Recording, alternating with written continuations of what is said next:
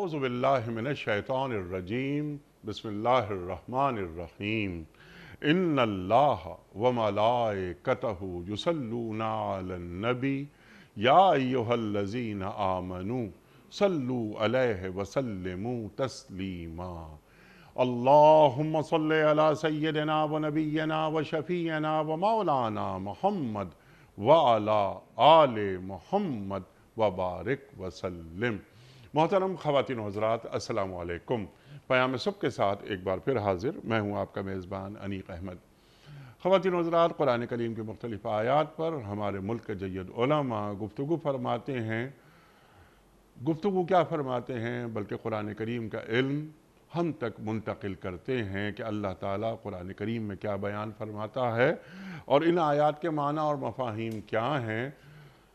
हमें कुरान करीम का इल्म मिलता है इसलिए कि इस इल्म को हासिल करके इस पर अमल किया जाए। अल्लाह ताला हमें कहाँ देखना चाहता है और हमें कैसा देखना चाहता है, कुरान करीम हमें बताता है। ख़वातीन हज़रात, अपने उलमा के हमेशा शुक्रगुज़ार रहते हैं कि वो तशरीफ़ लाते हैं और हमें कुरान करीम से करीब कर देते हैं। आज हम सूरह अंबिया की आयात 92, 93 और 94, 92, 93 और 94 पे बात करवाएंगे अपने मुल्क के एक जय्यद आलिम दीन से और उनसे सीखेंगे कि इन आयात में अल्लाह ताला क्या फरमा रहा है उम्मत के ताल्लुक़ से। अल्लाह ताला फरमाता है कि ये तुम्हारी उम्मत हकीकत में एक ही उम्मत है। अल्लाहु अकबर, अल्लाहु अकबर। और मैं तुम्हारा रब हूँ, तुम मेरी इबादत करो। उम्मत से मुराद क्या है? कुरान करीम उम्मत का लफ्ज़ कई जगह इस्तेमाल फरमाता है।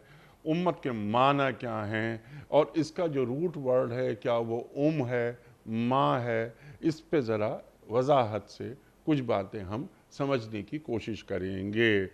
अल्लाह ताला फरमा रहा है कि हम एक उम्मत में हमने बनाया, तुम्हें पैदा किया, लेकिन क्या किया कि लोगों ने आपस में अपने दीन को टुकड़े टुकड़े कर डाला। कानन नासो उम्मतुम वाहिदा, अल्लाह ताला कुरान करीम में किसी और जगह भी ये बात फरमा रहा है कि तमाम इंसानियत एक उम्मत। अब यहाँ के लोगों ने आपस में अपने दीन को टुकड़े टुकड़े कर डाला। तो इंसानियत एक उम्मत, यहाँ पर जो दीन को टुकड़े टुकड़े करने की बात हो रही है, इससे क्या मुराद है? फिर अल्लाह ताला फ़ौरन फरमाता है तुम्हें आना मेरे पास ही है। मैं सब जानता हूँ, मैं समी हूँ, बसीर हूँ, अलीम हूँ, खबीर हूँ। तुम्हें आना मेरे पास ही है, मैं सबसे निमट लूँगा। अल्लाहु अकबर। जो नेक अमल करेगा बशर्ते कि वो मोमिन हो, उसके काम की नाकदरी नहीं होगी। हम सब लिख रहे हैं यहाँ पर नेक अमाल बशर्ते के मोमिन, हालत ईमान में नेक आमाल और हालत ईमान ना हो और उसमें नेक आमाल, दोनों में क्या फ़र्क है? यहाँ पर अल्लाह ताला क्यों ये बात फरमा रहा है कि हम तुम्हारे आमाल की नाकदरी नहीं करेंगे, लेकिन ईमान शर्त है। एक बहुत बड़ा मसला गुफ्तगू में आता है। हम ये चाहेंगे कि अल्लामा लियाकत हुसैन साहब इस मसले पे भी बात फरमाएँ। ख़वातीन व हज़रात, अल्लामा साहब हमारे मुल्क का एक जाना माना नाम है, मशहूर और मारूफ और मकबूल और महबूब नाम। क़याम सुबह में तशरीफ़ लाते हैं और हमें कुरान करीम से करीब कर देते हैं। अल्लामा साहब को खुश आमदीद कहते हुए प्रोग्राम का आगाज़ अल्लाह ताला के बाबरकत नाम से सूरह अंबिया और आयात 92, 93 और 94। औज़ु बिल्लाहि मिनश शैतानिर रजीम बिस्मिल्लाहिर रहमानिर रहीम इन्ना हाज़िही उम्मतुकुम उम्मतन वाहिदा व अना रब्बुकुम फ़अबुदून व तक़त्तऊ अम्रहुम बैनहुम कुल्लुन इलैना राजिऊन।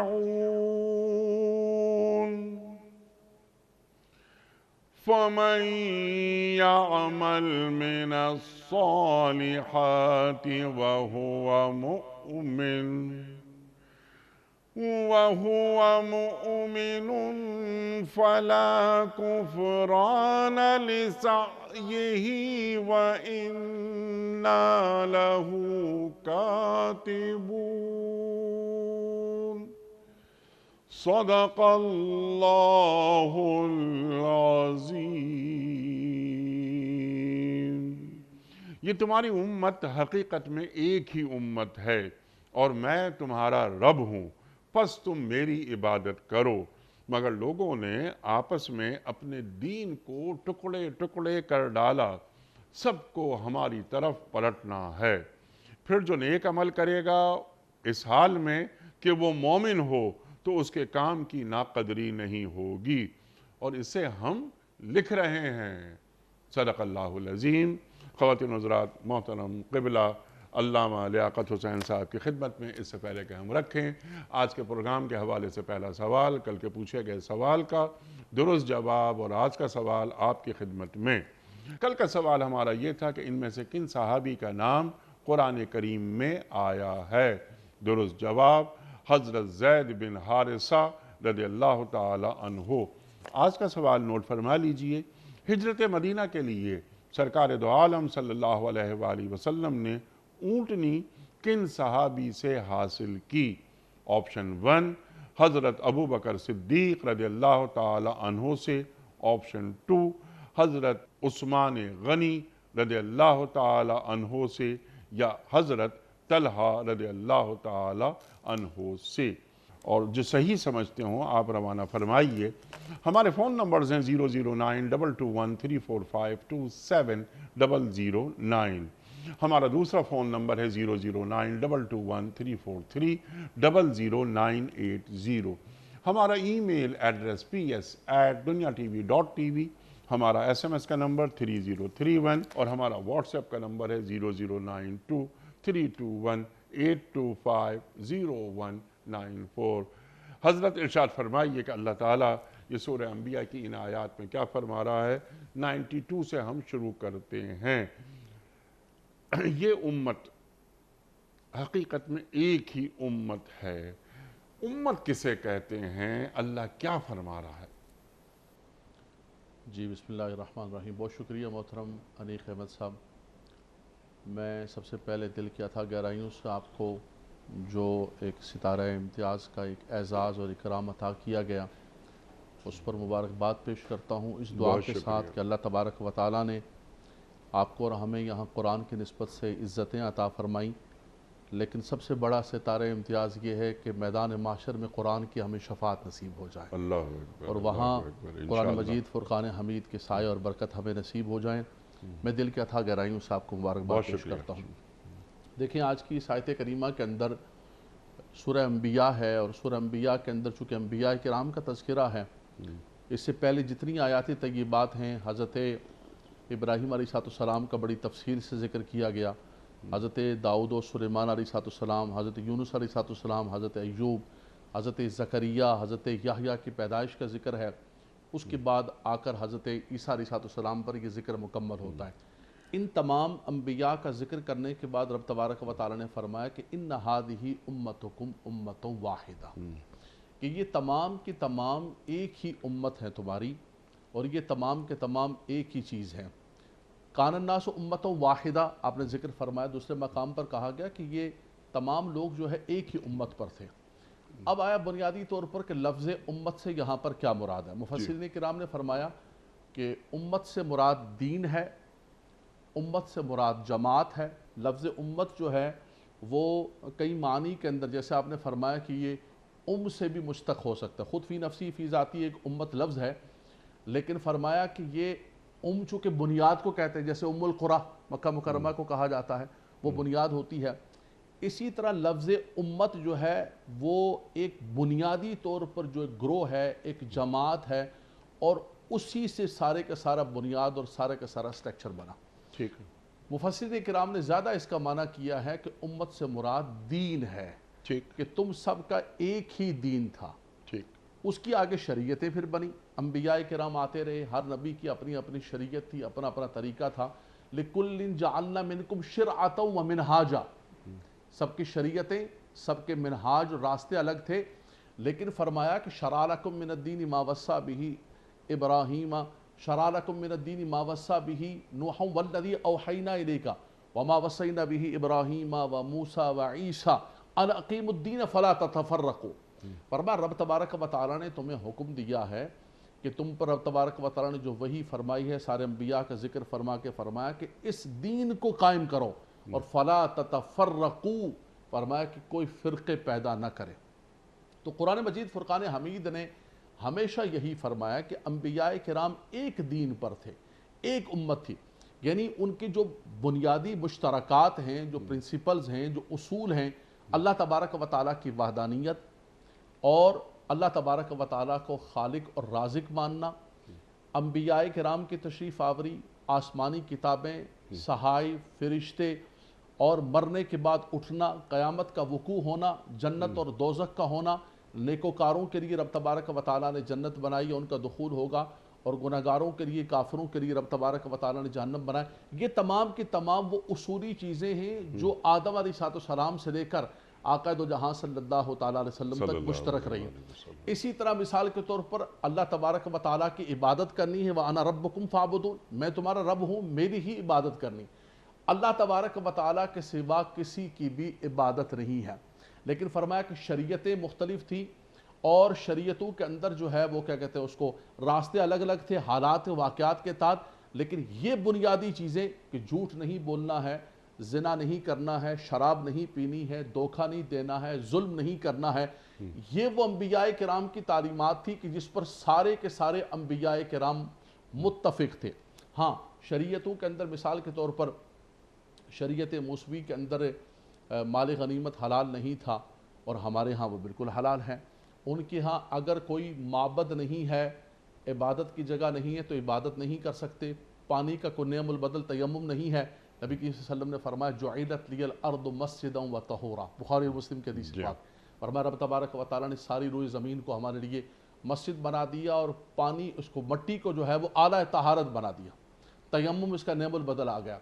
کوئی کہیں پر بھی جا رہا ہے، نہ کوئی معبد ہے، نہ پانی ہے، نہ کوئی قبلہ بتانے والا ہے. اینما تولوا فثم وجہ اللہ. فرمایا اپنے دل سے تحری کرو، جہاں منہ کر کے نماز پڑھو گے رب تمہارے نماز کو قبول و منظور فرما لے گا. تو فرمایا کہ ان کی شریعتیں، آج قربانی سب کے ہاں تھی، وَلِكُلٍّ جَعَلْنَا مِنْكُمْ شِرْعَةً وَمِنْهَاجًا، سب کی شریعتیں مختلف، لیکن قربانی سب کے ہاں تھی. لیکن ان کی قربانی کا کیا تھا کہ ان کی قربانی کو آگ اچک لیتی تھی. ہمارے ہاں یہ نہیں ہے قربانی کی قبولیت کا. تو طریقے مختلف ہو سکتے ہیں، لیکن جو بنیادی چیزیں ہیں فرمایا وہ ایک تھی. لیکن کیا کیا بعد میں لوگوں نے، انبیاء کرام کا ذکر کرنے کے بعد رب تبارک و تعالیٰ نے فرمایا کہ یہ انبیاء کے بنیادی اصول اور ضوابط تھے، لیکن اس کے بعد ناخلف لوگ آئے. فَخَلَفَ مِن بَعْدِهِمْ خَلْفٌ أَضَاعُوا الصَّلَاةَ وَاتَّبَعُوا الشَّهَوَاتِ فَسَوْفَ يَلْقَوْنَ غَيًّا. انہوں نے اپنی نفسانی خواہشات کی بنیاد پر نفسانی خواہشات کو اختیارات کیا، اور ان اصولوں کو چھوڑ دیا. وَتَقَطَّعُوا أَمْرَهُمْ بَيْنَهُمْ، وہ کیا ہو گئے، انہوں نے فرقے بنا لیے، اور انہوں نے جماعتیں بنا لی، انہوں نے گروہ بنا لیے. نبی صلی اللہ علیہ وسلم نے فرمایا کہ بنی اسرائیل کے اندر 72 فرقے ہوں گے. بعض روایات کے اندر 71 آیا، اور بعض کے اندر 72 فرقے ہوں گے. فرمایا میری امت کے اندر 73 فرقے ہوں گے. فرمایا بنی اسرائیل کے اندر جو جو گناہ ہوا ان گناہوں کی تفصیل کو بھی ذکر کیا. فرمایا کہ وہ سارے کے ساری میری امت پیچھے چل رہی ہوگی. فرمایا کہ میری امت کے اندر 73 فرقے ہوں گے، اور سارے کے سارے جو ہے وہ سب کے سب ناری ہوں گے. ایک اس میں سے ناجی ہوگا، ایک اس میں سے حق پر ہوگا، اور باقی سارے کے سارے جو ہے وہ ناری ہوں گے. عرض کی یا رسول اللہ وہ کون سا ہوگا؟ تو حضور نے فرمایا ما انا علیہ و اصحابی. فرمایا وہ طریقہ جس پر میں ہوں اور میرے صحابہ کرام ہیں. فرمایا وہ کامیاب و کامران ہوں گے. تو یہاں پر فرمایا بتقطعوا امرہم بینہم، فرمایا انہوں نے ٹکڑے کر دیے. دوسرے مقام پر انی کے مصحف قرآن مجید کے اندر یہ لفظ استعمال ہوا فتقطعوا امرہم بینہم زبرا کل حزب بما لدیہم فرحون. انہوں نے فرقے بھی بنا لیے، ٹکڑے ٹکڑے کر دیے، لیکن اس کے بعد جو ہے اس پر وہ اتراتے تھے، خوش ہوتے تھے. ہر فرقے کو یہ لگتا تھا کہ میں حق پر ہوں اور میں ہی کامیاب و کامران ہوں، اور سامنے والا باطل ہے۔ سامنے والا بات ہے ان الذین فرقوا دینهم وکانوا شیعا کل حزب بما لدیہم فرحون۔ فرمایا ٹکڑے بنا کر، وہ اقبال نے روتے ہوئے کہا تھا نا کہ اٹھائے ورق، اٹھائے کچھ ورق لالے نے، کچھ نرگس نے، کچھ گل نے، چمن میں ہر طرف بکھری ہوئی ہے داستاں میری۔ ہر طرف بکھر گئے اور ٹکڑے ٹکڑے ہو گئے۔ جو اللہ فرمایا تعالیٰ کی کہ منشا بنیادی یہ چیز نہیں، اور کان الناس امۃ کان الناس واحدہ، امۃ واحدہ، پوری انسانیت کو ایک امت ایک بنایا، امت۔ ٹھیک ہے نا، لیکن اس کے بعد کوئی گروہ در گروہ ہوتے چلے گئے۔ آج علامہ صاحب جو تصور امت، اس جانب انگلیاں اٹھائی جاتی ہیں کہ ہمارے پاس جو امت محمدیہ صلی اللہ علیہ وآلہ وسلم کا ایک تصور ہے، تصور کیا ہمارے ایمان کا حصہ ہے، تو تصور امت آج وہ کیا ہے، ذرا اس کی وضاحت کر دیجئے گا۔ اور سرکار دو عالم صلی اللہ علیہ وآلہ وسلم کی بعثت کے بعد جتنے لوگ دنیا میں تشریف لائے وہ امت محمدیہ صلی اللہ علیہ وآلہ وسلم کا حصہ ہیں، کچھ امت دعوت ہیں، اور ہم اور آپ جنہوں نے دین قبول کر لیا وہ امت اجابت ہیں۔ تو تصور امت کو ذرا واضح کر دیجئے، پھر میں آپ سے کنتم خیر امت اخرجت للناس پہ بات کرواؤں گا۔ دیکھیں آپ نے خوبصورت فرمایا کہ چونکہ امت کے اندر تو سب شامل ہیں، قرآن کی دعوت بھی عام ہے۔ قرآن مجید فرقان حمید نے یہی کہا کہ انزل فیہ القرآن ھدی للناس، کہ یہ ساری انسانیت کے لیے ہدایت بن کر آیا ہے۔ آقا دو جہاں صلی اللہ تعالیٰ علیہ وسلم وما ارسلناک الا رحمۃ للعالمین، سارے جہان کے لیے رب تبارک و تعالیٰ نے آپ کو رحمت بنا کر بھیجا، سارے جہان کے لیے بشیر و نذیر بنا کر بھیجا۔ تبارک الذی نزل الفرقان علی عبدہ لیکون للعالمین نذیرا، تمام عالمین کے لیے۔ تو بالکل یہ امت دعوت اور امت اجابت کی تقسیم کی بحمداللہ تعالیٰ جنہوں نے اس دعوت کو قبول کر لیا، لیکن آقا دو جہاں صلی اللہ تعالیٰ وسلم اور قرآن کی دعوت جو ہے وہ ایک عالمگیر ہے۔ امت دعوت کے اندر سب آتے ہیں۔ اب رہا امت اجابت کے اندر جو تفرقہ بازی ہے اور جو تقسیم در تقسیم ہے۔ اس سے پہلے تصور امت، آج 58 مسلمان ریاستیں موجود ہیں، وہی مسلمان ریاستیں جو OIC کے ممبرز ہیں، لیکن جو تصور امت، بلکہ سوال میں یوں کرتا ہوں آپ سے کہ اللہ اور اللہ کے رسول صلی اللہ علیہ وآلہ وسلم دنیا کے تمام مسلمانوں کو جو اپنا تعلق اللہ سے جوڑتے ہیں، جو اپنا تعلق سرکار دو عالم صلی اللہ علیہ وآلہ وسلم سے جوڑتے ہیں، یہ سب ایک تسبیح میں پروئے ہوئے دانوں کی طرح ہیں، لا الہ الا اللہ محمد رسول اللہ پڑھتے ہیں۔ ایک تصور امت تو ایک پاکستان میں رہنے والا، ایک بنگلہ دیش میں رہنے والا، ایک ملیشیا میں رہنے والا، ایک ایران میں رہنے والا، ایک سعودیہ میں، علی ھذا القیاس 58 ریاستوں میں، یہ جو لا الہ الا اللہ محمد رسول اللہ، یہ جو ایک تسبیح ہے، اس لڑی میں ہم سب پروئے ہوئے ہیں، اور اس میں ہی کوئی تصور امت چھپا ہوا ہے۔ وہ تصور امت ہے کیا؟ اسلام تیرا دیس ہے، تو مصطفی ہے، اقبال کہہ گئے، ارشاد۔ بالکل اقبال نے یہی کہا کہ تو مصطفی ہے اور بتان رنگ و بو کو توڑ کر ملت میں گم ہو جا، نہ ایرانی رہے باقی، نہ افغانی، نہ تورانی، کوئی بھی باقی نہ رہے۔ اصل جو تصور ہے وہ امت کا تصور ہے، اور وہ امت کا تصور جیسے آپ نے فرمایا کہ کوئی کسی رنگ کا ہو، کسی نسل کا ہو، کسی زبان کا ہو، لیکن جب وہ لا الہ الا اللہ محمد رسول اللہ پڑھ کر امت کے اندر داخل ہو جاتا ہے تو اس کو جو اولیت و فوقیت دینی چاہیے وہ اپنے دین کو دینی چاہیے، نہ کہ اپنے وطن کو، نہ کہ جو ہے وہ اپنے رنگ و نسب کو، نہ زبان کو۔ آقا دو جہاں صلی اللہ تعالیٰ وسلم خطبہ حجۃ الوداع پہ ان تمام چیزوں کو توڑ کر اپنے پاؤں تلے روند کر تشریف لے گئے۔ فرمایا کہ جتنی ساری کی ساری دنیا کے اندر تقسیمیں ہیں، یہ جو زبان کی تقسیم ہے، رنگ کی تقسیم ہے، نسل کی تقسیم ہے، کہ یہ ایشین ہے، یہ افریقن ہے، کچھ بھی نہیں۔ فرمایا تم ایک ملت ہو، ایک امت ہو، تمہارا رب ایک ہے، تمہارے جد اعلیٰ آدم علیہ السلام ان ربکم واحد ان اباکم واحد، ایک ہے۔ تم نے اس ملت اور اس امت کے تصور کو نہیں توڑنا ہے۔ لیکن صورتحال یہ ہے کہ آج ہم ہر مفادات کے اندر بٹے ہوئے ہیں، ٹھیک وہ امت کا تصور ختم ہو چکا ہے۔ ٹھیک ہے، اقبال کہتے ہیں نا کہ مکے نے دیا خاک جنیوا کو یہ پیغام، جمعیت اقوام کے جمعیت آدم، تو جمعیت آدم کی بات دین کرتا ہے۔ لیکن ہم ذرا ایک تو دین کا تصور امت، میں چاہ رہا تھا کہ ذرا اس کی وضاحت فرما دیجئے، اور آج جو زمینی حقائق ہیں ان کی روشنی میں نیشن اسٹیٹ کا تصور آ گیا، باؤنڈریز میں ہم موجود ہیں، اپنی اپنی باؤنڈری میں رہتے ہوئے تصور امت پر کس طرح عمل ہو سکتا ہے؟ بالکل آپ صحیح فرما رہے ہیں کہ ہم اس وقت باؤنڈریز کے اندر اور اس تقسیم کے اندر اگرچہ منقسم ہیں، لیکن ایک مسلمان کو نبی کریم صلی اللہ علیہ وسلم نے فرمایا کہ وہ جسد واحد کی طرح ہے۔ پوری دنیا کا مسلمان وہ کہیں کا بھی رہنے والا ہو، جیسے مثال کے انسان کے سر میں درد ہوتا ہے تو حضور نے فرمایا کہ اس کے تمام بدن کے اندر درد ہوگا، اس کی آنکھ میں درد ہوگا تو یہ نہیں کہ اس کی آنکھ میں درد ہوگا، اس کے پورے بدن کو تکلیف پہنچے گی۔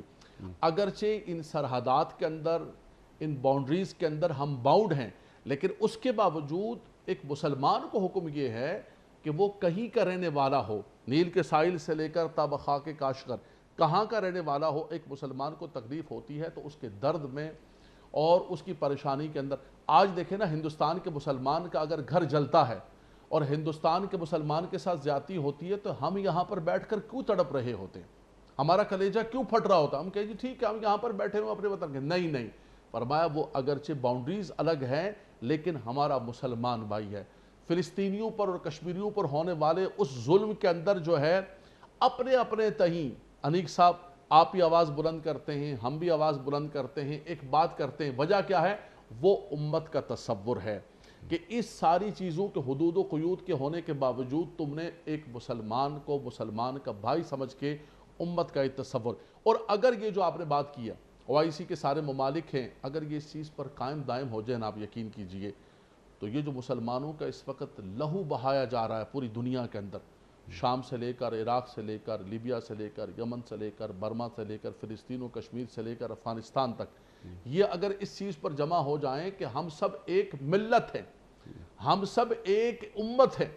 وہ اقبال نے بستر مرگ سے ایک ربائی کہی تھی نا، کہا کسی نے کہ بھائی ہم سب جو ہیں سب کے سب یہاں رہتے ہیں، ہم سب وطن ایک ہونے کی وجہ سے، انہوں نے کہا وطن کی بنیاد پر ملت نہیں بنتی ہے، اگر وطن کی بنیاد پر ملت بنتی تو حضور بھی مکہ کے اندر رہنے والے تھے، ابو لہب اور ابو جہل بھی مکہ کے اندر، قومیں جو بنتی ہیں ایمان سے بنتی ہیں، اوطان سے نہیں بنتی۔ سرود بر سر ممبر کے ملت از وطن است اور چی بے خبر ز مقام محمد عربی بمصطفیٰ برسان خیش را کے دی ہما اوست گھر بہو نہ رسیدی تمام بول آبست۔ آپ نے فرمایا کہ غلامی مصطفیٰ سے، دین سے، اور اس کی بنیاد پر ملت بنتی ہے اور امت بنتی ہے۔ آج وہ تصور جو اقبال نے خاص طور پر اس مصرے کے اندر فرمایا انیق بھائی، وہ ختم ہو چکا ہے۔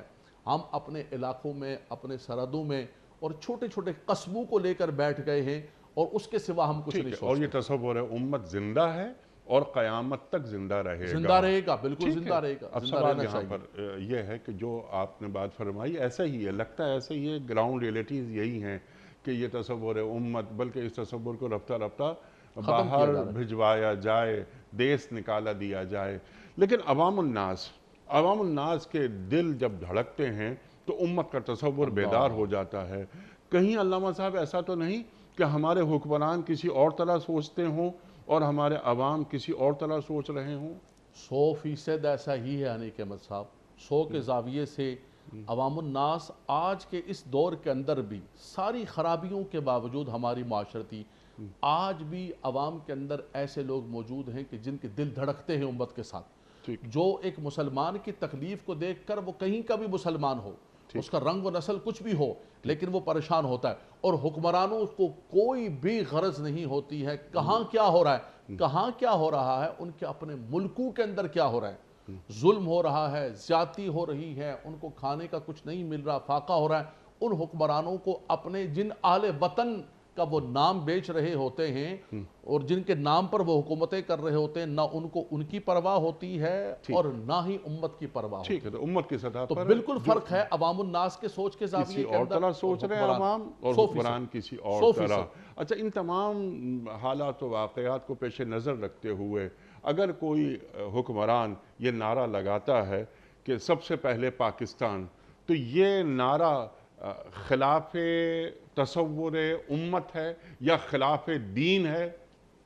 دیکھیں اس کے اندر تو کوئی شک نہیں ہے کہ ہمیں اپنے پاکستان کے ایسٹس اور اپنے پاکستان کے حقوق اور اپنے پاکستان کے جو معاملات ہیں اس کے لیے ہمیں آگے بڑھ کر جد و جہد کرنی چاہیے اور ان حقوق کو ہمیں چھین کے لینا چاہیے اگر سربراہ مملکت لیتا ہے. لیکن اگر وہ یہ کہتا ہے کہ کوئی مرتا ہے تو مرے، کسی کو نقصان پہنچتا ہے تو پہنچے، مجھے کچھ نہیں ہے، مجھے صرف اپنے ملک کو دیکھنا ہے، تو یہ امت تصور کو ختم کر رہا ہے. اپنے پڑوسی ملک اگر اسلامی ریاست یعنی افغانستان، مسلمان ہمارے کلمہ گو بھائی، اگر ان کو شہادت تک پہنچا دیتا ہے، ان کا خون بہا دیتا ہے، اور اگر وہ یہ کہتا ہے کہ سب سے پہلے پاکستان، تو کیا اس نعرے کو دین قبول کرتا ہے؟ دیکھیں انیک احمد صاحب، جس کی طرف آپ اشارہ کر رہے ہیں اس کی طرف تو میں آگے بڑھوں گا تو کلیجہ پھٹے گا کہ ہم نے صرف یہ نعرہ نہیں لگایا کہ سب سے پہلے پاکستان، ہم نے ان کے خون کو ڈالروں کے عوض بیچا ہے. اللہ اکبر. ان اپنے مسلمان بھائیوں کو پکڑ پکڑ کر ان کے خون اور ان کے سودے کو، ان کے جسم کو ہم نے اس کے عوض ڈالر لیے ہیں. جی. اور ہم یہ لوگوں کو یہ باور کراتے رہے کہ دیکھیں ہمارے ملک کی معیشت کتنی اونچی جا رہی ہے. جی. اور تصور ڈالر امت کا پر ڈالر بڑھتا جا رہا ہے. امت پر ہم نے خط تنسیق پھیر خط دیا. تنسیخ تباہ و برباد کر اچھا، دی. اب علامہ صاحب آپ یہ فرمائیے کہ آج کے 2022 میں ہم بیٹھے ہیں، آج کے حالات و واقعات کو مد نظر رکھتے ہوئے اپنے اپنے ملک میں رہتے ہوئے تصور امت کو بحال کیسے رکھا جا سکتا ہے؟ یہ بڑی خوبصورت بات فرمائی آپ نے انیک احمد صاحب.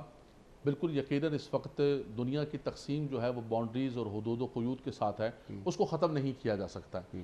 اس کے ساتھ رہتے ہوئے کم از کم آپ اتنا کر لیں کہ اگر پوری دنیا میں کسی سربراہان مملکت کے طور پر دیکھیں عوام الناس ہے، عوام اپنی سطح پر ایک آواز بلند کر سکتی ہے، اپنی سطح پر ایک جد و جہد کر سکتی ہے جو میں اور آپ بیٹھ کے کر رہے ہیں. لیکن سربراہ مملکت جو صاحبان اقتدار ہیں، جن کے پاس حکومتیں ہیں، وہ کم سے کم رہتے ہوئے اتنا کر سکتے ہیں کہ وہ آواز کو بلند کریں. کہیں پر بھی پوری دنیا کے اندر مسلمان کے ساتھ اگر ظلم ہو رہا ہے، زیادتی ہو رہی ہے، اور اس کے لیے صرف آواز بلند کرنا نہیں، آواز بلند معذرت کے ساتھ اگر اجازت دیں مجھے، یہ صرف نہ کہیں کہ بھائی کشمیر والوں کے لیے جمعے کے دن آدھے گھنٹے کے لیے کھڑے ہو جاؤ.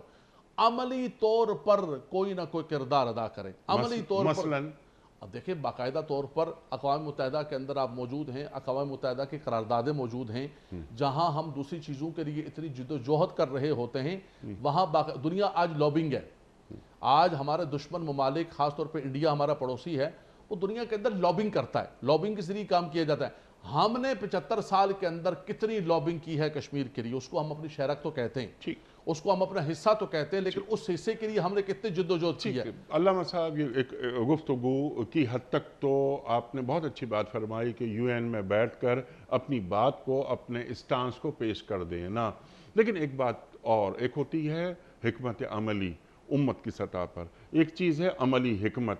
دونوں میں بڑا فرق ہوتا ہے. مثال کے طور پر اگر تمام مسلمان ریاستیں جو کہ امت محمدیہ صلی اللہ علیہ وآلہ وسلم سے وابستہ ہیں، کلمہ گو ہیں، اہل ایمان ہیں، حکمران ہو سکتا ہے کہ ہم سے زیادہ دین سے محبت کرتے ہوں، اگر عسکری بنیاد پر ایک وحدانیت قائم کریں، ایک وحدت قائم کریں، ایک قوت بنے، کیا عجب ہے کہ امت محمدیہ صلی اللہ علیہ وآلہ وسلم اپنے طور پر، یعنی اپنا، جیسے یورو ہے، یورپی یونین نے اپنی کرنسی ایک ایجاد کر لی، بنا لی، تو کیا امت محمدیہ صلی اللہ علیہ وآلہ وسلم میں معاشی بنیادوں پہ مضبوط ہونے کے لیے ہم ایک اپنی کرنسی کوائن نہیں کر سکتے؟ کیا ضروری ہے کہ ہماری تجارت غیر ملکی کرنسی میں ہو، ہم مارے پھر رہے ہوں، ہاتھ ہمارا نیچے ہو، ہم بڑے مالیاتی اداروں سے قرض لینے کے لیے ادھر ادھر جا رہے ہوں؟ کیا ہی اچھا ہو کہ ہم علمی بنیاد پر پورے عالم اسلام میں ایکسپرٹ کالونیز بنا لیں، تصور امت کو دیکھتے ہوئے. اس میں ہماری شارٹ ٹرم پلاننگز ہوں، کچھ لانگ ٹرم پلاننگز ہوں. شارٹ ٹرم پلاننگ 5-10 سال میں اس امت کو کہاں لے کے جانا ہے. لانگ ٹرم پلاننگ وہ علوم حاصل کیے جائیں گے اس 50, 70, 100 سال میں کہ جن کو حاصل کرنے کے بعد دنیا پر حکومت کی جاتی ہے. تو امت کی زندگی میں 50 70 100 बरस बड़े नहीं होते। तो मसलन 5 उलूम जिन्हें बड़ी ताकतें हासिल करके दुनिया पर हुकूमत करती हैं, तो उम्मत मोहम्मदिया सल्लल्लाहु अलैहि वसल्लम क्या इन खतूत पर यकजा नहीं हो सकती, या अरब अलग अजम अलग फ़िरक़ों में बांट दिया गया, फ़हम दीन का नाक़िस तसव्वुर इनके पास चल रहा है? क्या आप मेरी बातों से इत्तेफाक करते हैं? अनीक अहमद साहब, ये तो आपने बहुत दर्द दिल का जिक्र किया। इस वक्त उम्मत की ज़िबो हाली का और हुक्मरानों ने जो तकसीम किया हुआ है, अगर जमा करना चाहते हैं पूरी उम्मत को, खूबसूरत आपने मिसाल दी कि उन्होंने यूरो बनाया हुआ है, उन्होंने अपनी करेंसी बनाई हुई है, उन्होंने अपनी टेक्नोलॉजी को दुनिया के ऊपर जो है ना नाफिज करके आपको कंट्रोल किया हुआ है। उनकी आपकी कमांड कंट्रोल उनके पास है। बात यह है कि ये 100% किया जाता है। और दूसरी बात ये कि रब तबारक व तआला ने आपको किसी भी एतबार से कोई कमी नहीं देखी। ऑयल देखें तो आपके पास है, मादनियात देखें तो आपके पास है, मिनरल देखें तो आपके पास है, सब कुछ आपके पास है। अगर नहीं है तो क़यादत नहीं है, अगर नहीं है तो उम्मत को जमा करने का वो जो तसव्वुर है किसी हुक्मरान के अंदर। हाँ, एक माजी के अंदर कुछ हुक्मरानों ने कोशिश की 1-2 दफ़ा जमा करने की, ऑयल के ऊपर जमा करने की, करेंसी के ऊपर जमा करने की, उनको ख़त्म कर दिया गया। लेकिन इस जिद्दोजहद को ख़त्म नहीं करना चाहिए था, इस जिद्दोजहद को जारी रखना चाहिए था कि तमाम मुसलमानों की एक करेंसी हो और मुसलमानों के दरमियान जो है तिजारत उसको आसान से आसान। पूरे यूरोप के अंदर देखें आप, 17, 18, 20 ममालिक के अंदर उन्होंने क्या किया हुआ कि वीज़े को फ्री किया हुआ है। लेकिन हम अपने मुसलमान ममालिक के अंदर मुश्किल तरीन हालात के अंदर होते हैं, तो उम्मत का ये तसव्वुर अगर किया जाए तो आज भी उम्मत के हालात बदल सकते हैं, आज भी अहवाल बदल सकते हैं। लेकिन बात यह हनीक साहब कि किसी को इस बात का एहसास ही नहीं। नुकसान, इकबाल ने कहा वाय नाकामी मताए कारवां जाता रहा, कारवां के दिल से एहसास जियां जाता रहा। आज हमें इस चीज़ का भी एहसास नहीं है कि हम गुलाम बने हुए हैं और हम एक एक चीज़ सुबह उठकर हम चेक कर रहे होते हैं कि वो करेंसी कहाँ पहुंची है और हमारे मुल्क की मैशत कहाँ पहुंची है। इस सतह पर हम पहुंचे हुए हैं। ये तो उम्मत का बेहतरीन किस्म का तसव्वुर ये है कि ये सारी चीज़ों को जमा करके अपने सारे मामूलात को, तो आज एक सुपर पावर बन सकती है 58। सुभान अल्लाह, सुभान अल्लाह। भरोसा कर नहीं सकते गुलामों की बसीरत पर कि दुनिया में फ़कत मर्दान हुर की आँख है बीना। तो ये गुलामाना, मरूबाना और मगलूबाना ये सोच, ये इकबाल निकालना चाहते रहे। अच्छा, अब आज के हालात व वाक़यात को देखते हुए, बल्कि एक बात, हालात व वाक़यात का हमेशा दीन का एक वर्ल्ड व्यू होता है। जिस तरह मुसलमान हुक्मरान अपने आज के मसाइल को हल करना चाहते हैं, इसी अंदाज से पूरी दुनिया अपने मसाइल को हल करना चाहती है। लेकिन उम्मत मोहम्मदिया सल्लल्लाहु अलैहि वसल्लम से वाबस्ता हुक्मरान का तर्ज फ़िक्र और तर्ज निगाह कुछ और होनी चाहिए ना। दुनिया को एक गैर मुस्लिम भी देखता है, लेकिन जो मोमिन देखता है, और अगर वो मोमिन हुक्मरान हो, वो सिपह सालार हो। मैंने ए मीर सिपाह तेरी सिपाह देखी है, कुल हुवल्लाह की शमशीर से खाली है नयाम। ये इकबाल फरमा रहे हैं, अल्लाहु अकबर, अल्लाहु अकबर। तो नयाम में कुल हुवल्लाह की शमशीर कैसे रखी जाती है? यह है उम्मत मोहम्मदिया का तसव्वुर कि जब IMF हर मुल्क उसकी तरफ देखता है, लेकिन उम्मत मोहम्मदिया से वाबस्ता फर्द हुक्मरान, क्या उसका भी तर्ज फ़िक्र, उसका भी तर्ज इस्तदलाल वही होना चाहिए जो किसी हुक्मरान का? मुसलमान हुक्मरान किसकी नियाबत कर रहा है? इरशाद। बिल्कुल आपने सही फरमाया कि एक मुसलमान हुक्मरान और एक दुनिया को चलाने वाला हुक्मरान है, उसकी सोच में, फ़िक्र में फ़र्क होना चाहिए। इकबाल ने कहा ख़ास है तरकीब में कौम रसूल हाशमी। तुम्हारी तरकीब भी बिल्कुल मुख्तलिफ है, तुम्हारी फ़िक्र ही बिल्कुल मुख्तलिफ है। तुम्हें पता है कि इस दुनिया के अंदर लोगों की मनफ़ात के लिए मुझे भेजा गया। ये जो तमक्कुन है, ये जो इक़्तिदार है, फरमाया ये इसलिए दिया गया है ताकि लोगों की मनफ़ात, सियासत का माना ही इंतज़ाम है और नज़म को चलाना है। वो ये समझता है कि मुझे ये ड्यूटी लगाई गई है। लेकिन आज सूरत हाल ये है कि हुक्मरान खुद अपने आप को, अपनी कौम को गिरवी रखने के लिए तैयार हैं, अपने एयरपोर्ट्स को गिरवी रखने के लिए तैयार हैं, अपनी हर चीज़, कौम के एक एक बच्चे को जो है IMF के अंदर जाकर गिरवी रख के कहते हैं اور ہمارے یہاں جشن منایا جاتا ہے، مبارک ہو انیک بھائی، مبارک ہو، وہ نا ہماری کس تاریخ ہے، ہماری ادار کی کس تاریخ، ہمارے ملک کے اندر جشن منایا، جو قوم غلامی کی آپ نے بات کی ہے، یہ بات بہت آگے بڑھ جائے گی، شروع آپ نے موضوع کیا ہے، یہ جو قوم اپنے ادھار اور قسط آنے پر جشن منا رہی اور خوشخبریاں دے رہی ہے قوم کو، وہ قوم کیا آزاد ہوگی تو اور کیا مفتی آزادی صاحب آپ ملے یہ گی؟ فرمائیے کہ اب ان مسائل سے یہ کیسے نکلا جائے؟ دین کیا بتاتا ہے، قرآن کیا بتاتا ہے ہمیں؟ تصور امت کی بحالی، یہ تو حالات کا نوحہ ہے، یہ ہم پڑھتے رہیں گے، لیکن اس سے نکلنا ہے نا، تو اس کا حکیمانہ انداز کیا ہے؟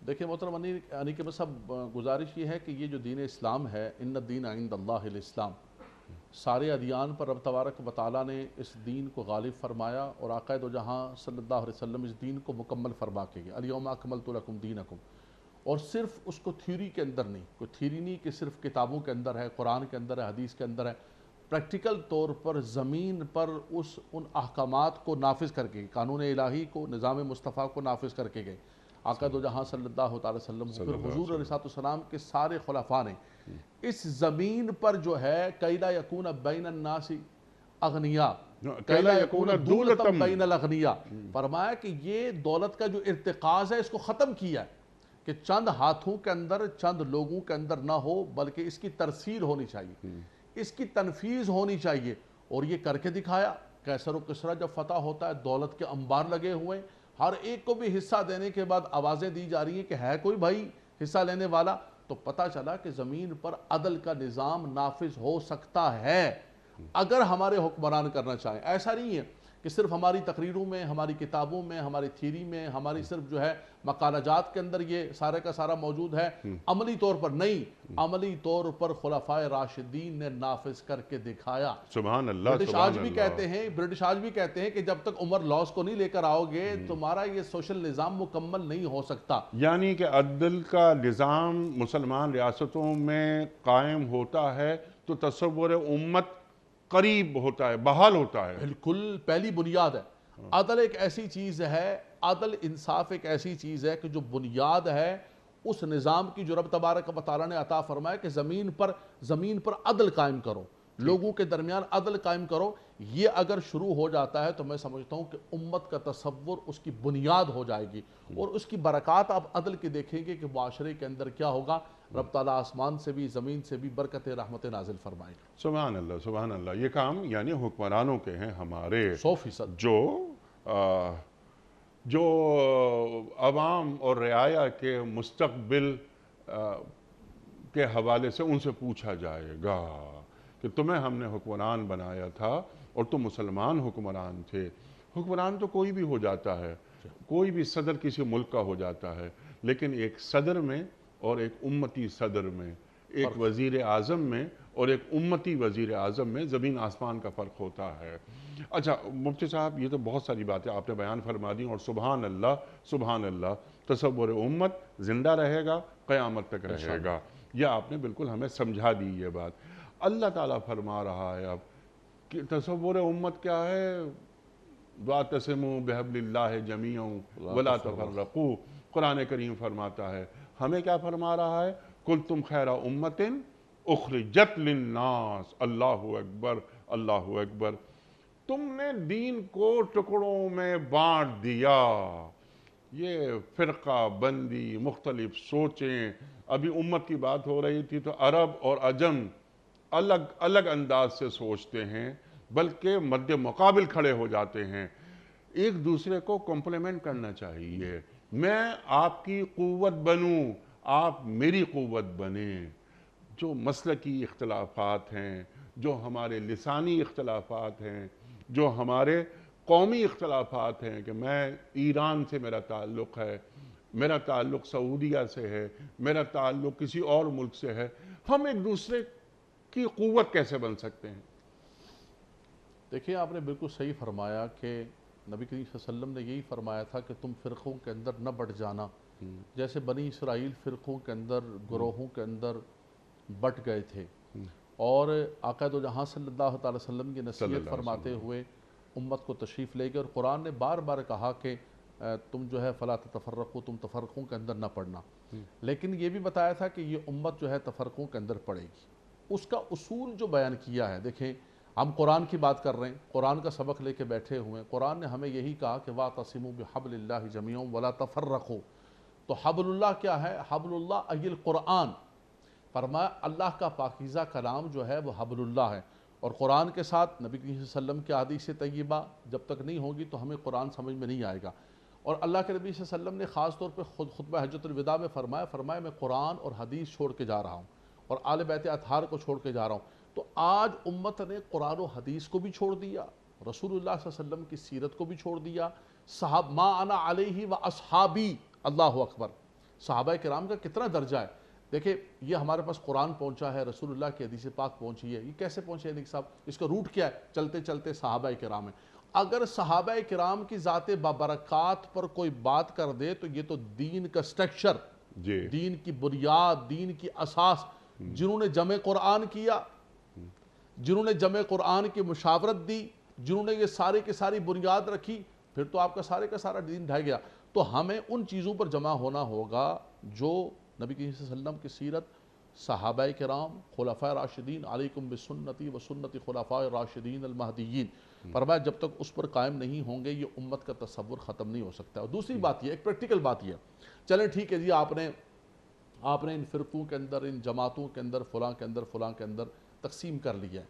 قرآن یہ کہتا ہے نا کہ یار کچھ مشترکات پر آ جاؤ، یہ تو یہود و نصارہ کو بھی کہا تھا کہ مشترکات پر آ جاؤ، ان کو قرآن دعوت دے رہا ہے، تو کیا امت مسلمہ جو ہے کچھ مشترکات پر نہیں آ سکی؟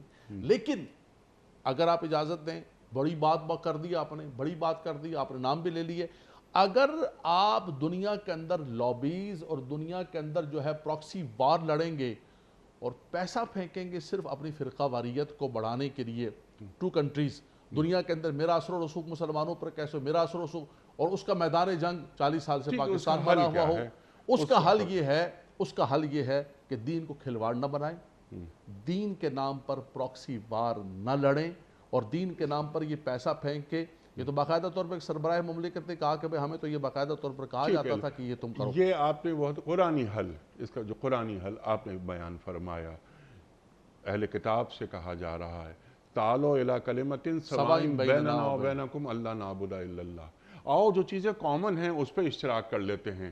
یہود اور نصارہ سے بھی یہ بات کہی جا رہی ہے، تو یہود اور نصارہ سے تو ہمیں امید ہے کہ ہم کامن چیزوں پہ اشتراک کر لیں گے، لیکن اگر میرا اور آپ کا مسلکی اختلاف ہے، لسانی اختلاف ہے، ہم ایک امت سے وابستہ ہیں، میں آپ کی بات سننا پسند نہیں کرتا اور آپ میری بات سننا پسند نہیں کر رہے، پورے عالم اسلام میں مجموعی طور پر بائی اینڈ لارج اللہ اکبر، تو گلے کاٹ رہے ہیں، جی قیادت کی بھی کمی ہے کہ ہمارے پاس قیادت نہیں ہے امت کی سطح پر، وہ نگہ بلند، سخن دل نواز، جاں پرسوز، یہی ہے رخت سفر میر کارواں کے لیے، تو میر کارواں نہیں ہے، وہ کیسے پیدا ہوگا؟ وہ بھی ایک لیکن کچھ کام کرنے پڑتے ہیں، اور الحمدللہ امت میں کام ہو رہا ہے، رفتہ رفتہ انشاءاللہ ہم اس منزل میں پہنچیں گے، وہاں تک پہنچیں گے جہاں اللہ اور اللہ کے رسول صلی اللہ علیہ وآلہ وسلم ہمیں دیکھنا چاہتے ہیں۔ نکل کے صحرا سے جس نے روما کی سلطنت کو الٹ دیا تھا، سنا ہے میں نے یہ قدسیوں سے وہ شیر پھر ہوشیار ہوگا، سبحان اللہ، اقبال فرما رہے ہیں نا، لیکن اپنے حصے کا کام کرنا چاہیے، اپنے حصے کی شمع جلانی چاہیے۔ اللہ اکبر۔ مفتی صاحب لاسٹ منٹ جاری ہیں، یہاں اللہ تعالیٰ فرما رہا ایک بہت بڑا ایک تصور ہے جو یہاں پھیلایا بھی جاتا ہے جانتے بوجھتے، کہ نیک عمل کریں اللہ اجر دے دے گا، اس کے لیے کوئی اہل ایمان ہونا ضروری نہیں۔ اللہ یہاں فرما رہا ہے وضاحت کے ساتھ، جو نیک عمل کرے گا اس حال میں کہ وہ مومن ہو تو اللہ اس کے کام کی ناقدری نہیں کرے گا۔ تو نیک اعمال اور ایمان اس کا کیا تعلق ہے آپس میں؟ بالکل اس آیت کریمہ کے اندر یہی فرمایا کہ وَمَن يَعْمَلْ مِنَ الصَّالِحَاتِ وَهُوَ مُؤْمِنٌ، فرمایا کہ جو بھی بندہ نیک اعمال کرے گا لیکن اس کے ساتھ شرط یہ ہے بنیادی طور پر، یہ قرآن مجید فرقان حمید نے ہر مقام پر شرط لگائی، جی فرمایا کہ جب تک وہ مومن نہیں ہوگا اس وقت تک ایمان ایک بنیاد ہے، ٹھیک، ایمان ایک اساس ہے، ایمان کے بغیر کوئی بھی عمل، کوئی شخص چیریٹی کرتا ہے، کوئی حقوق العباد کو پورا کرتا ہے، کوئی اچھا کرتا ہے، اس کو دنیا کے اندر اس کا اجر دے دیا جائے گا. آخرت کا جہاں تک معاملہ ہے رب تبارک و تعالیٰ کے بارے ان الینا راجعون، وہ جو لوٹ کر جانا ہے اور وہاں جا کے حساب کتاب ہوگا میزان عمل پر، اس کے لیے شرط یہ ہے کہ آپ جو ہے عمل صالح کے سے پہلے ایمان لے کر آئیں. اور دیکھیں یہ آیت کریمہ جو ہے کتنی حوصلہ افزا بھی ہے ہمارے لیے کہ رب تبارک و تعالیٰ فرما رہا ہے کہ تم کوئی بھی عمل کرو گے رب تبارک و تعالیٰ فلا کفران لسعیہ، فرمایا تمہاری اس سعی کو، کوشش کو رب تبارک و تعالیٰ کے ہاں ناقدری نہیں کی جائے گی، اس کو اکارت نہیں کیا جائے گا. من یعمل مثقال ذرۃ خیرا یرہ، ایک ذرے کے برابر بھی اگر انسان خیر کرتا ہے. ومن اراد الآخرۃ وسعى لها سعیها وهو مؤمن فاولئک کان سعیہم مشکورا، فرمایا کہ جو بھی آخرت کے لیے سعی کرے گا بشرطے کہ وہاں بھی یہ فرمایا بشرطے کہ وہ کیا ہو، مومن ہو. من عمل صالحا من ذکر او انثى وهو مؤمن فلنحینہ حیاتا طیبہ، وہاں بھی رب تبارک و تعالیٰ نے فرمایا. اور ساتھ یہ بھی فرمایا کہ وہ کسی زبان کا، جیسے امت کی ہم بات کر رہے ہیں، وہ کسی زبان کا ہو، کسی علاقے کا ہو، کسی جنس کا ہو، مرد ہو عورت ہو، یہ نہیں فرق کیا جائے گا. کوئی بھی نیک عمل کرے گا رب تبارک و تعالیٰ، بلکہ کئی مقامات پر تو ایسا آیا کہ کئی گنا بڑھا کر اس کو عطا کیا جائے گا. اللہ بڑا قدردان ہے. انفاق کے لیے فرمایا گیا، انفاق کرنے والوں کے لیے، دوسری چیزوں کے لیے تو فرمایا فلا کفران لسعیہ، اس کی سعی کو، کوشش کو. لیکن فرمایا جس نے ایمان نہیں لے کر آیا، فرمایا کہ اس کی سعی، اس کی کوشش، کوئی بھی اس کا عمل جو ہے وہ اللہ کی بارگاہ کے اندر قبول و منظور نہیں ہوگا. تو وہ غیر مومن افراد جو نیک اعمال کرتے ہیں ان کا جو ریوارڈ ہے وہ کب ملے گا انہیں؟ یہی کہا جاتا ہے، مفسرین کرام یہی فرماتے ہیں کہ کوئی بھی شخص اگر دنیا کے اندر ایمان کے بغیر کوئی بھی اچھا عمل کرتا ہے، رب تبارک و تعالیٰ اس کا ریوارڈ دنیا کے اندر ہی دے دیتا ہے. ٹھیک.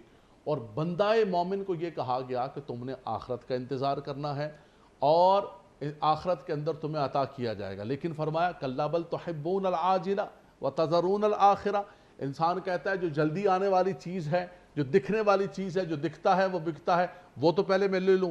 فرمایا تم انتظار کرو میدان معاشر کا، تم انتظار کرو قبر کا. تمہاری قبر جو ہے وہ روضۃ من ریاض الجنہ، ان تمہارے نیک اعمال کی بنیاد پر بنا دی جائے گی. کافر کو، غیر مومن کو دنیا کے اندر ریوارڈ مل جاتا ہے. سبحان اللہ. کیونکہ اللہ تعالیٰ عادل ہے، عدل کرتا ہے، نوازتا ہے.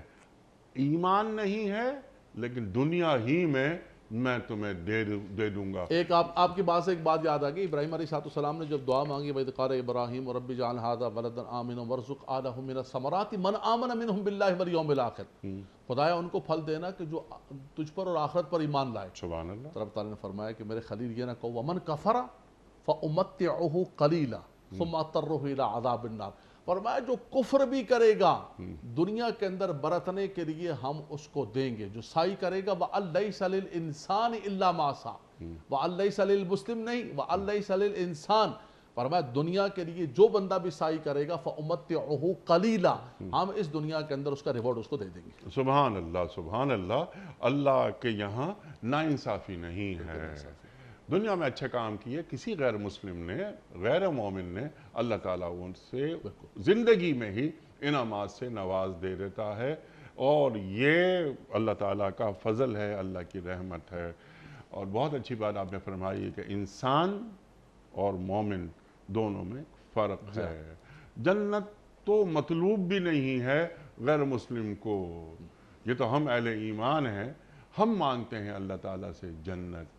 دنیا ہی مطمئن نظر رہتی ہے. غیر مومن کے لیے تو اللہ تعالیٰ دنیا میں ہی اسے نواز دیتا ہے. علامہ صاحب میں آپ کا بڑا شکر گزار، بڑا ممنون. آپ تشریف لائے اور حسب روایت آج بھی ہم نے آپ سے بہت سیکھا. خواتین و حضرات، اللہ تعالیٰ ہمارے علماء کو ہمیشہ سلامت رکھے. تشریف لاتے ہیں اور قرآن سے ہمیں قریب کر دیتے ہیں. کوئز کل کا سوال ہمارا یہ تھا کہ ان میں سے کن صحابی کا نام قرآن کریم میں آیا ہے؟ درست جواب حضرت زید بن حارثہ رضی اللہ تعالی عنہ. آج کا سوال نوٹ فرما لیجئے.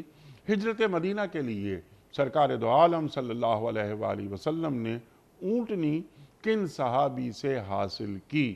آپشن 1 حضرت ابو بکر صدیق رضی اللہ تعالی عنہ سے. آپشن 2 حضرت عثمان غنی رضی اللہ تعالی عنہ سے.